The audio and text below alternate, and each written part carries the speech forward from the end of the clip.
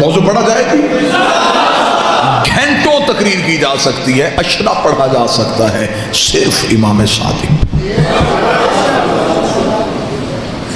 وہ میرا بادشاہ، علوم کیسے پھیل رہے ہیں، لوگ پڑھنے آ رہے ہیں، کوئی کسی مذہب سے، کوئی کسی مذہب سے، کوئی کسی مذہب سے۔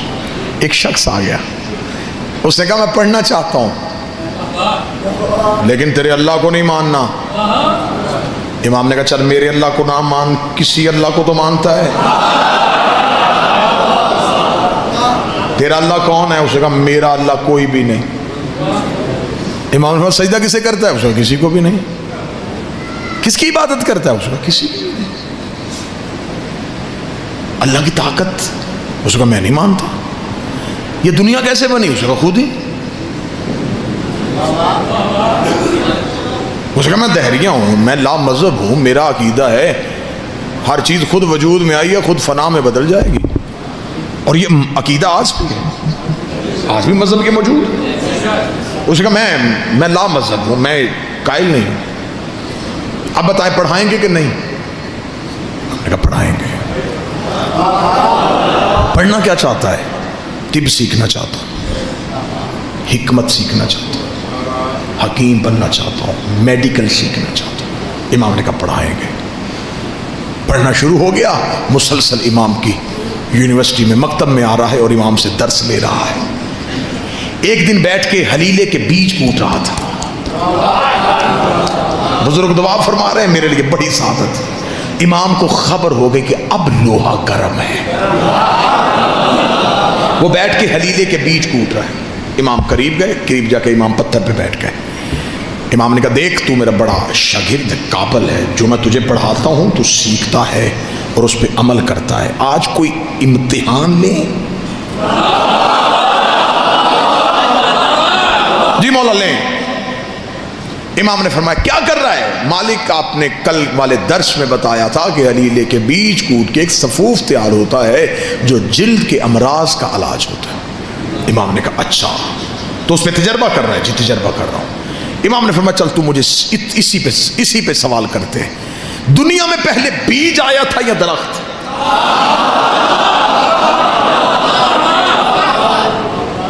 سوچنے کے بعد امام کا چہرہ دیکھا، بیج آیا تھا۔ امام نے کہا کس درخت سے گرا تھا؟ بیٹھے چلے گئے۔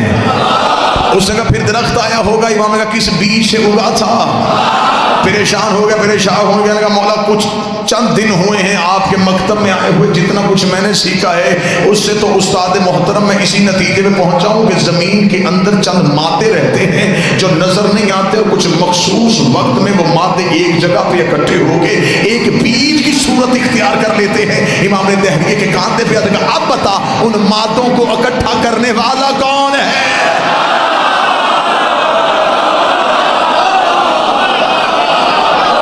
ہے جو ان مادوں کو اکٹھا کرتا ہے؟ تو نے نہ نظر آنے والے مادے مان لیے، نہ نظر آنے والا اللہ کیوں نہیں ماننا؟ جیسے مادے نظر نہیں آتے ایسے مادوں کا خالق بھی نظر نہیں آتا، جیسے وہ بھی چھپے ہوئے راز ہے ایسے وہ بھی چھپا ہوا راز ہے۔ اتنا کہنا تھا، اس نے قدموں پہ ہاتھ رکھے گا قربان جاؤں تیرے، تو نے صرف اللہ منوایا نہیں، تو نے تو دکھا بھی دیا، تو نے منوایا نہیں، تو نے دکھا دیا۔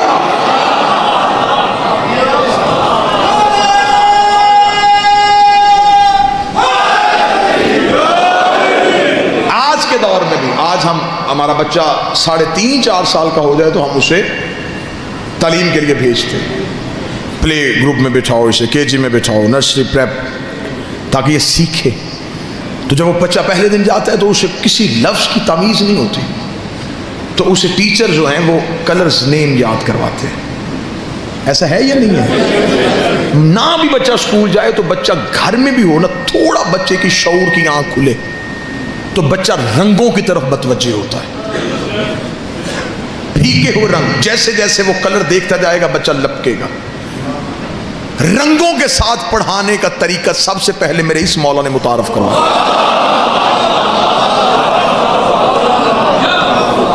جب لوگ امام سے پڑھنے کے لیے آتے نا تو مولا نے فرمایا اکیلے نہ آیا کرو، گھروں سے بچوں کو لایا کرو.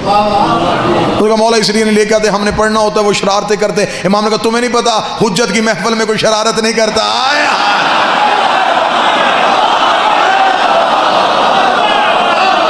لایا کرو, بچے لے کے آیا کرو ساتھ. اگلے دن وہ بچے ساتھ لے کے آئے. امام نے جب ایک درس پڑھا دیا تو امام بچوں کے ساتھ زمین پہ بیٹھ گئے. اور اس دن تاریخ کہتی ہے کہ امام مختلف رنگوں کے پھل لے کے آئے تھے. امام نے بچوں کو وہ مختلف پھل دکھانے شروع کیے. لوگوں نے امام سے کہا مولا یہ کیا کر رہے ہیں؟ امام نے فرمایا تم نہیں جانتے, بچہ سب سے پہلے رنگوں سے سیکھتا ہے. یہ بچوں کی تعلیم کا طریقہ بھی امام نے متعارف کروایا. آج بھی دنیا کی ٹاپ ترین یونیورسٹیز کے پروفیسرز نے مل کے بیٹھ کے متفق علیہ یہ فیصلہ کیا ہے کہ دنیا میں ایک شخصیت ہے جس نے ہر علم پہ بات کی ہے, جو شیعوں کا چھٹا امام ہے. اور دنیا کی یہ مذہب کی سچائیاں ہیں. یہ میں اپنی قوم کے نوجوانوں کے معلومات کے لیے اس پہ ریسرچ کیجئے گا. دنیا کے 36 مشہور پروفیسرز نے, جس میں کوئی بھی چھوٹی یونیورسٹی نہیں, بڑی یونیورسٹیز, ان کے ٹاپ کے پروفیسرز نے مل کے بیٹھ کے متفق علیہ ایک سیمینار میں فیصلہ کیا ایک شخصیت ہے جس نے ہر علم پہ بات کی ہے, اور وہ شیعوں کا امام ہے. پھر انہوں نے فزکس والے نے امام کا فزکس پہ دیا ہوا مقالہ, کیمسٹری والے نے کہا کہ امام نے کیمیا پہ کیا کیا کہا, میتھ والے نے میتھ کا بتایا, سائنس والے نے سائنس کا بتایا. انہوں نے وہ سارے جب اکٹھے کیے تو پھر انہیں ایک کتاب کی صورت دی. اس کتاب کا نام جو انہوں نے رکھا وہ نام ہی آپ کے چہروں پہ تازگی لے آئے گا. جرمنی, فرانس, پیرس, یہاں سے بیک وقت میں یہ کتاب شائع ہوئی اور اس کا نام رکھا گیا super brain in the world, دنیا کا سب سے بڑا دماغ. یہی کتاب وہاں سے ایران میں گئی تو فارسی میں چھپی, اس کا نام رکھا گیا مغز جہان شیعت. شیعت کی دنیا کا سب سے بڑا دماغ. یہ کتاب انڈیا پہنچی تو لکھنؤ میں چھپی, اس کا نام رکھا گیا امام جعفر صادق کے سائنسی انکشافات. یہ کتاب آپ کے پاکستان کے لاہور کے اردو بازار میں آ کے شائع ہوئی تو اس کا نام ہے سپر مین ان اسلام. نوجوان ضرور اس کتاب کا مطالعہ کریں. یہ آپ ڈاؤن لوڈ بھی کر سکتے ہیں, آپ کو پی ڈی ایف کی اس کی فائل بھی مل سکتی ہے. اس میں دنیا کی 36 یونیورسٹیز کے پروفیسر نے اپنے مولا ہمارے امام کو خراج پیش کیا ہوا ہے. امام کی جو پہلی کلاس امام سے فارغ التحصیل, بور تو نہیں ہو رہے آپ موضوع سے, متوجہ نہیں. امام کی جو پہلی کلاس فارغ ہوئی اس میں کتنے شاگرد گئے؟ 40,000. ایک روایت 30,000 کی, ایک 40, ایک نے 70,000 لکھا. یہ پہلی کھیپ تھی جو امام نے پڑھا کے فارغ کی جلدی جلدی. اور جب یہ پڑھ کے نکلے تو امام نے فرمایا اب گھروں میں نہ جانا, یہ نہ ہو سیکھ کے اب گھروں میں جا کے بیٹھ جاؤ. مولا حکم, فرمایا پھیل جاؤ, دنیا کے کونے منتخب کر لو, دور دور چلے جاؤ, پھیل جاؤ دنیا میں. اب علم ان کے سینوں میں تھا, کوئی تلاشی لیتا بھی تو پتہ نہ چلتا.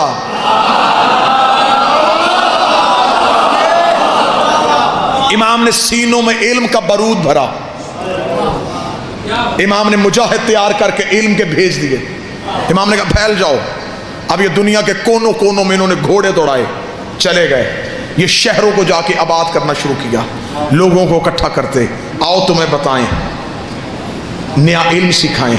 جب یہ بتاتے تو وہ لوگ حیران ہو کے دیکھتے, اتنا کچھ تم کہاں سے سن کے آئے ہو؟ وہ کہتے کالا صادق, ایک سچے نے کہا ہے. آیا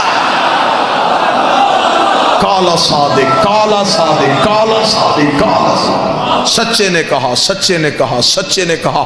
70,000 شاگردوں نے جو دنیا کے کونے کونے میں جا کے کہا کہ ایک سچے نے کہا, تو دنیا کے کونے کونے میں پتہ چل گیا کہ سچا ایک ہی ہے. آیا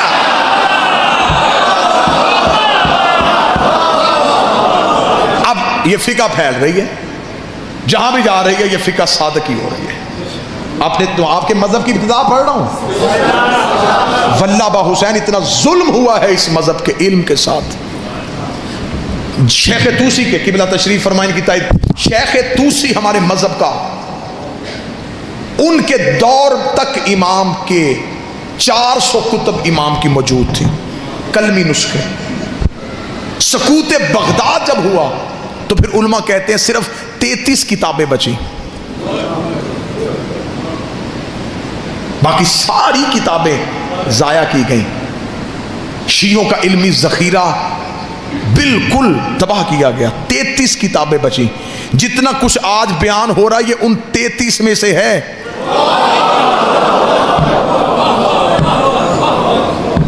400 آ جاتی تو کیا ہوتا. اور بہت سے علماء نے یہ لکھا ہے کہ وہ کتابیں محفوظ ہیں ہمارے وقت کے امام کے پاس. جب وہ ظاہر ہوں گے تو وہ امام کے کلمی نسخے ان کے پاس اسی صورت میں موجود ہیں. فقہ کس دور میں پھیل رہی ہے؟ جس دور میں آپ یہ نہ سمجھیں کہ شیعت آپ تک پھولوں کی سیج پہ چل کے آئی ہے. ایک لمحے کے لیے اگر آپ تاریخ سے شیعت کی تاریخ اٹھا کے دیکھ لینا کہ ہم تک یہ فقہ پہنچی کیسے ہے. آج آپ کو یہاں مجلس 2 گھنٹے کے فضائل، 6 گھنٹے کے فضائل، وہاں مجلس وہاں فضائل، وہاں مجلس وہاں فضائل. میں منبر کے تقدس کی قسم کھا کے کہتا ہوں ایک معصوم کی حدیث سننے کے لیے لوگ 900 میل سفر کرتے تھے. پتہ چلتا تھا کہ 900 میل کے فاصلے میں ایک ایسا محدث رہتا ہے جس کے پاس معصوم امام کی ایک حدیث ہے. لوگ سفر کر کے اس کا پتہ ڈھونڈتے، اس کے پاس جا کے کہتے کہ ہم تجھے جو چاہتا ہے وہ دیں گے، ہمیں وہ مولا کی حدیث سنا دے جو تیرے پاس ہے. میرے 5ویں بادشاہ سے ایک بندے نے پوچھا مولا جب ہم شیعہ آپس میں ایک دوسرے کو ملا کریں تو مولا کیا تحفے دیا کریں جو آپ کی سنت ہو؟ اچھا لباس دیں، بہتر سواری دیں یا اچھی خوشبو دیں؟ امام فرماتے اگر میرا شیعہ دوسرے شیعہ کو بہتر تحفہ دینا چاہتا ہے سب سے بہتر تحفہ یہ جب بھی ایک دوسرے کو ملو ہماری حدیث سنایا کرو. وہ اس سے ملے گے کہ تیرے پاس کوئی مولا کا نیا فرمان ہے؟ کہیں سے کوئی نیا بادشاہ کا فرمان سنا ہے تو مجھے سنا. اگر تیرے پاس کوئی معلق کا کوئی نیا عرفان، کوئی معرفت والی حدیث ہے تو مجھے بتا. یہ ابتدا ہے شیعت کی، یہ آغاز ہے شیعت. اگر آپ بالکل جلدی میں زیادہ سے زیادہ نہیں تو 7-8 منٹ میں میں آپ کو ایک قصہ سنا دوں کہ کتنی مشکل تھی اس دور کی شیعت. کہ ایک شخص نے کوفے میں، شیعہ نہیں تھا، غیر شیعہ تھا، امام کی فقہ جو ہے سرکاری طور پہ نافذ نہیں تھی، فقہ دوسری نافذ تھی. اس شخص نے غصے میں اپنی زوجہ کو طلاق دے دی. صبح کو اٹھ کے اس نے علماء سے رجوع کیا. حل انہوں نے جو حل بتایا اس نے کہا نہیں، اسلام غیرت کا مذہب ہے. منبر کی تہذیب ہر بات کو کھولنے کی اجازت بھی نہیں دیتی. یہ تو مولوی کا شروع سے طریقہ کار ہے نا جی کہ کوئی نہ کوئی رستہ تو اس نے نکال. ایک بندے نے مولوی سے جا کے کہا تھا، اس نے کہا مولوی صاحب میں نے غصے میں اپنی بیوی کو طلاق دے دی ہے. اس نے کہا جی یہ حل ہے. اس نے کہا یہ نہیں مولوی صاحب اس کے علاوہ کوئی حل. اس نے کہا میں کیسے حل نکالوں؟ اس نے کہا اچھا مولوی صاحب حل کوئی نہیں، میری قسمت یہ 10,000 روپیہ مدرسے کے لیے چندہ لے کے آیا تھا، اگر کوئی حل نکل آتا تو شاید چندہ بھی دے دیتا. اس نے کہا اچھا مجھے بتا طلاق کہا تھا یا طلاق کہا تھا؟ اس نے کہا جی میں نے طلاق کہا تھا. اس نے کہا تے سے نہیں ہوتی.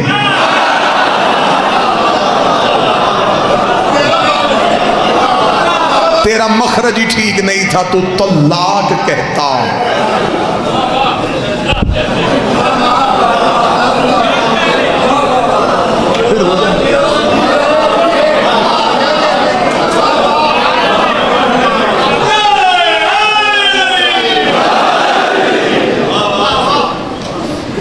اقبال ہی نے کہا تھا نا کہ ملا تو ابلیس کو بھی برگلا دے. اب اس نے کہا کہ کوئی حل؟ انہوں نے کہا جی حل تو پھر یہی ہے. اس نے کہا یار کوئی کسی جگہ سے کوئی اور حل مل سکتا ہے؟ ایک شخص نے کہا ایک حل ہے، ایک فقہ ہے،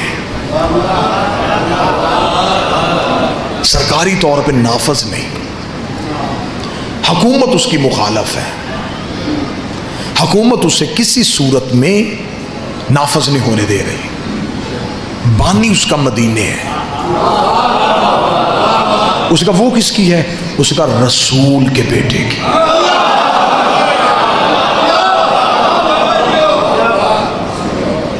اب اس دور میں نہ پریس نہ میڈیا، اس نے کہا کوئی رسول کا بیٹا موجود ہے وہاں پہ؟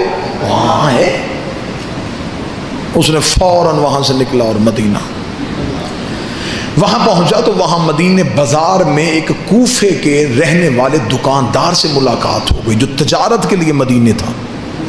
اسے جا کے ویسے ہی حال احوال پوچھنے کے بعد بے نیازی میں کہنے لگا یار امام جعفر صادق، اس نے اتنا کہا، یا دکاندار نے دوڑ کے آ کے منہ پہ ہاتھ رکھا، منہ پہ ہاتھ رکھ کے شہر سے باہر لے گیا۔ شہر کے باہر تنہائی میں جا کے کھڑا کر کے کہنے لگا دوبارہ یہ نام نہیں لینا۔ کیوں؟ اس کا تو نہیں جانتا، انہیں گھر میں پابند کر کے رکھا ہوا ہے، گلی میں فوجی ہے، مخبروں نے اس گلی میں کرائے پہ گھر لیے ہوئے ہیں کہ کون امام سے ملنے آتا ہے۔ حاکم کی طرف سے اتنی سختی ہے کہ جو نام لیتا ہے اگلے دن شہر میں اس کی لاش ملتی ہے۔ تو کوفے کا تھا، اس لیے میں تجھے سمجھانے شہر سے آ گیا، واپس چلا جا، اب مدینے شہر کا رخ نہ کرنا۔ یہ کہہ کے وہ مدینے کی طرف چلا، یا وہ شخص پیچھے چلا۔ اس نے کہا اب کہاں آ رہا ہے؟ اس نے کہا اب ملوں گا، اب یقین ہوگا یہ سچا ہے۔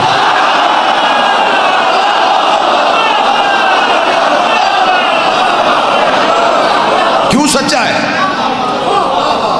اس نے کہا جھوٹ پہ پابندی نہیں ہوتی،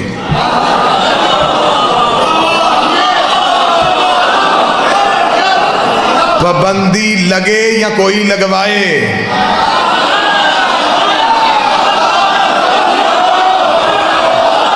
ہوتی ہمیشہ سچ پہ ہی ہے۔ سچ ہوتا ہے کڑوا، حقیقت نکلنی بڑی مشکل ہوتی ہے۔ اس کا وہ سچا ہے، اب اس سے میں نے ملنا ہے۔ اس کا پھر ٹھیک ہے، قتل کے لیے تیار ہو جائے۔ اس کا مر تو میں پہلے ہی گیا ہوں، اب میں ملوں ہی ملوں۔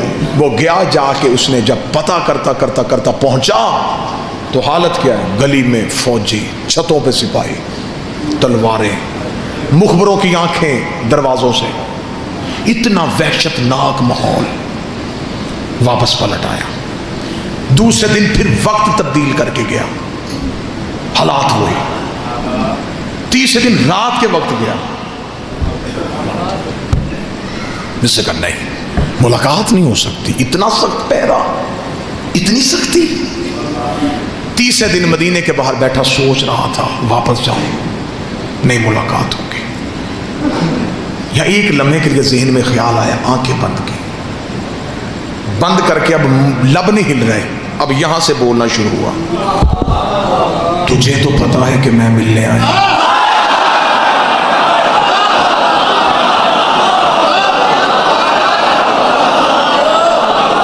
تجھے تو خبر ہے کہ میں آیا، مل لے، بڑا دور سے آیا۔ اب یہ عشق کا تقاضا ہے کہ یہاں کا لہجہ وہ جلدی سنتے ہیں۔ جو ہی اس نے یہاں سے پکارا تو کان میں ایک آواز آئی، سبزی لے لو۔ اس نے پیچھے مڑ کے دیکھا تو ایک سبزی فروش، بسیدہ سا لباس، سر پہ سبزی کا ٹوکرا، بے نیازی سے جا رہا ہے۔ بھائی کہاں جا رہا ہے؟ مدینے۔ کیا کرتا ہے؟ اس کا سبزی بیچتا ہوں۔ بھائی کبھی محلہ بنی ہاشم میں گیا ہے؟ روز جاتا ہوں۔ کبھی امام سے ملا ہے؟ نہیں ملا تو نہیں ہوں، لیکن میں چاہتا ہوں، کیونکہ میں کسی سے کوئی میرا تعلق نہیں، میں تو دکاندار ہوں، میں سبزی بیچتا ہوں۔ اچھا تجھے کوئی روکتا نہیں؟ مجھے کیوں روکنا، میں تو اپنے کاروبار کے لیے آتا ہوں۔ بھائی سبزی بیچے گا؟ کیا لے گا؟ نہیں ساری دے۔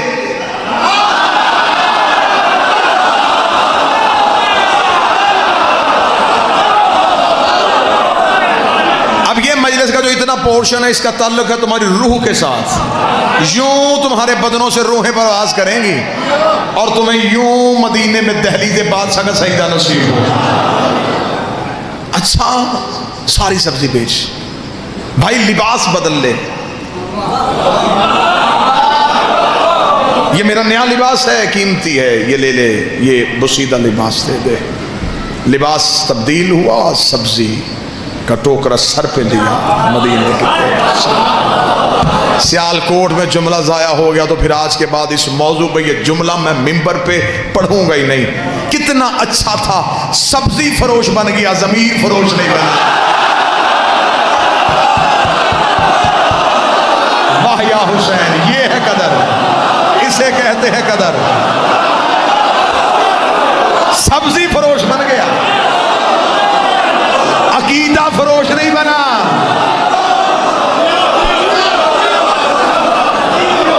عقیدہ نہیں بیچا.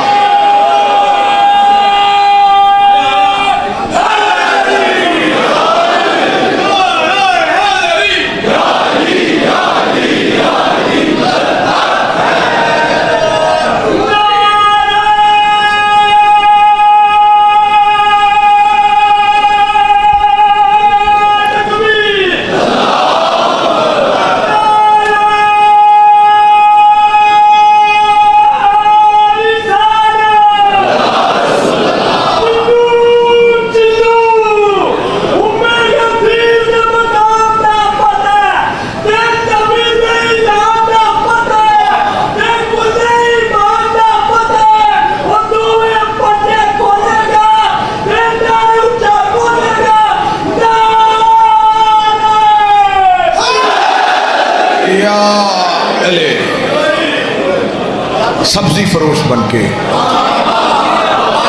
یوں مدینے میں داخل ہو. مدینے شہر میں داخل, سبزی لے لو, سبزی لے لو, سبزی لے لو. گزرتا گزرتا محلہ بنی ہاشم تک پہنچا. پہلی چیک پوسٹ پہ سپاہیوں نے روکا. اچھا اچھا اچھا سبزی فروش ہے, چل. اب محلے میں قدم آ گیا ہے, دل کی دھڑکن کانوں میں سن رہی ہے,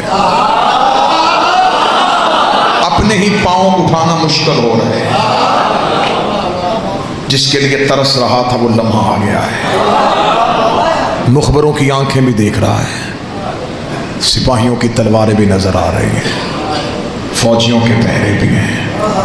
قدم بڑھتے چلے جا رہے ہیں. جو ہی دیکھا کہ دروازے کے سامنے سپاہیوں کا رش زیادہ ہے, ذہن میں پتہ چل گیا یہی گھر ہے, یہ دروازہ ہے.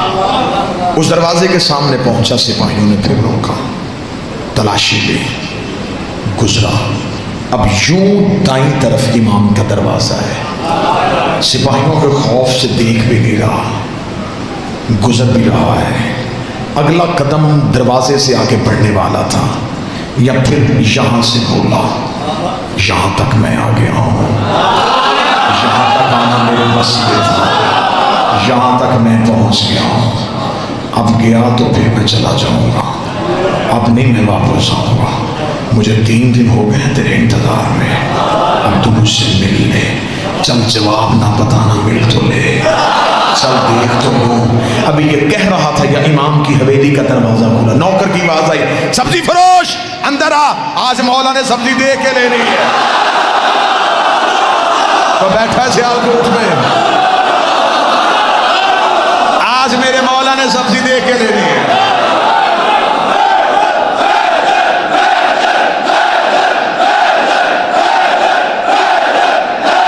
سارے بولو مل کے حیدری. کل بھی خراب سبزی دے گیا, شرم نہیں آتی مدینے شہر میں رہتے ہوئے ایسا تجارت. اندر آ. جہاں لگا سپاہی, رک رک رک کدھر؟ وہ غلام کہہ رہا ہے کہ اس کے آقا نے آج سبزی دیکھ کے لینی ہے. جانتا ہے اندر کون ہے؟ نہیں, شیعوں کا امام ہے, حاکم کی طرف سے پابندی ہے, کوئی نہیں ملے گا, ہم تیرے ساتھ جائیں گے. 2 سپاہی پھر ساتھ چلے. اب امام کے صحن میں جا کے بیٹھ گیا، سبزی کا ٹوکرا سامنے، سپاہی دائیں بائیں، نظریں ہیں امام کے حجرے کے دروازے۔ کتنا خوش نصیب تھا بادشاہ کے صحن میں بیٹھا، نظریں یوں حجرے کے دروازے پہ اور دیکھ رہا ہے۔ دیکھوں گا، پوچھوں گا کچھ نہیں، دیکھو تو صحیح کہ محمد کیسے تھے۔ سنا ہے کہ علی بڑا خوبصورت تھا، حسن کے حسن کے بڑے چرچے ہیں، کہتے ہیں حسین بڑا کریم تھا۔ اس سے پتہ چل جائے گا کہ یہ کیا ہے، یہ کون ہے، یہ کیسے ہیں۔ دل تیز تیز دھڑک رہا ہے، سانسیں بند ہو رہی ہیں۔ حجرے کا دروازہ کھلا، امام کا پہلا قدم صحن میں آیا، آنکھیں ایسے رک گئی جیسے مصر کی عورتیں یوسف نے۔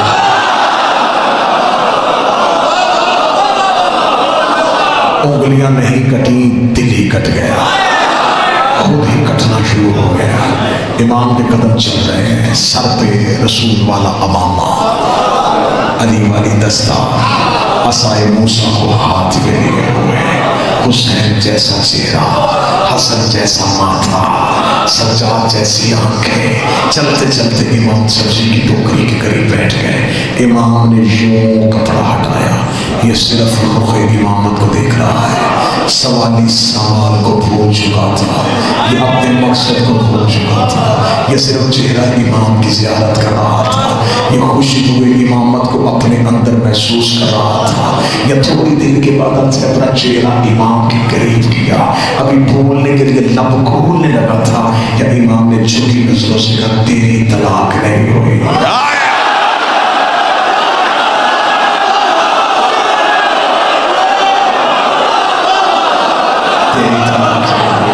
تیری طلاق نہیں ہوئی۔ امام نے اتنا جملہ کہا، آنکھیں چندھا کے کھولی، آہستہ سے کہنے لگا میں نے پوچھا تو نہیں۔ امام نے کہا ہم سوالوں کے محتاج ہیں۔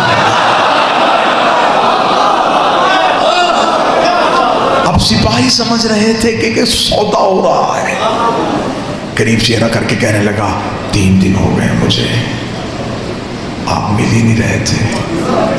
امام نے کہا تو ایسے پکار ہی نہیں رہا تھا۔ شیعت پھیر رہی ہے، شیعت کا ابتدا سنا، مولا آج واپس چلا جاؤں گا۔ آپ نے جواب دے دیا کہ نہیں ہوئی، شہر جاؤں گا، کوفے کا مفتی بڑا ظالم ہے، وہ مجھے کہے گا صرف نہیں سن کے آ گیا، دلیل تو لی کوئی نہیں، مولا کوئی دلیل دے تاکہ اس کا منہ تو بند کر سکو۔ کاش وقت ہوتا، امام آیتیں پڑھتے، امام حدیثیں پڑھتے، اب وقت نہیں ہے، اسے بھی بچانا ہے، گھر بھی بچانا ہے۔ امام نے کہا صاحب کہ کوفے کے مفتی کو صرف اتنا کہہ دینا تو نے طلاق دی تھی، غصے میں، غصہ ہوتا ہے حرام، حرام حالت میں حلال کام نہیں ہو سکتا۔ واہ یا علی، واہ یا علی۔ اب کون لائے گا اس دلیل کا جواب؟ اتنا کہنا تھا بس، آخری جملہ اور منبر کا اتنا کہنا تھا، یوں اس نے، اور یہ محبت کا تقاضا ہے کہ جب محبت غالب آتی ہے تو سب سے پہلے خوف ختم ہو جاتا ہے۔ اب اسے سپاہیوں کا ڈر نہیں رہا، علی کہہ کے اٹھ کے کھڑا ہو گیا۔ سپاہیوں نے نیام سے تلواریں کھینچی، انہوں نے کہا ہمیں پہلے ہی پتا تھا تو جعفر صادق کا کوئی شیعہ ہے، بھیس بدل کے مدینے شہر میں آیا ہے۔ سپاہیوں نے گریبان سے پکڑ کے بدن کو گھسیٹنا شروع کیا، اس کی نظر امام کی طرف تھی، امام کی طرف دیکھ کے مسکرا کے اب زندگی سے محبت نہیں رہی، اب موت کا ڈر نہیں رہا، اب میرے بدن کا لہو تیرے قدموں میں آ جائے، اس سے بڑھ کے میرے لیے عزاز کوئی نہیں ہوگا۔ لیکن زہرا کا بیٹا مجھے اتنا بتا دے، میں روز سوچا کرتا تھا کہ واپس چلا جاؤں، آدھے رستے سے واپس آ جاتا تھا، مجھے کون سی چیز واپس نہیں جانے دیتی تھی۔ امام نے کہا ایک دن بھی تیری ماں نے تیری تربیت میں خیانت کی ہوتی